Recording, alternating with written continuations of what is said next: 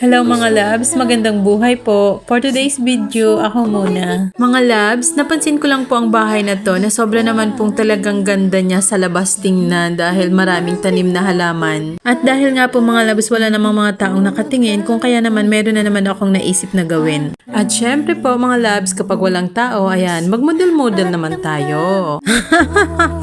Pero mga loves, maiba po ako. Huwag kang maghanap ng babaeng maipagmamalaki mo dahil lang sa ganda nito. Ang hanapin mo mga loves, yung babaeng kaya kang samahan kahit na sa pinakamahirap na sitwasyon ng buhay mo. At yung kaya kang samahan hanggang dulo. Mga loves, kasi yung ganda, additional na lang yan eh. Pero yung babaeng kayang magsakripisyo para sa iyo mga loves, bihira na lang yun eh. Bihira ka na lang po makakatagpo ng ganun. Mga loves, kung nagustuhan niyo po ang video na to, please comment, follow and share. Sending good vibes. Thank you for watching.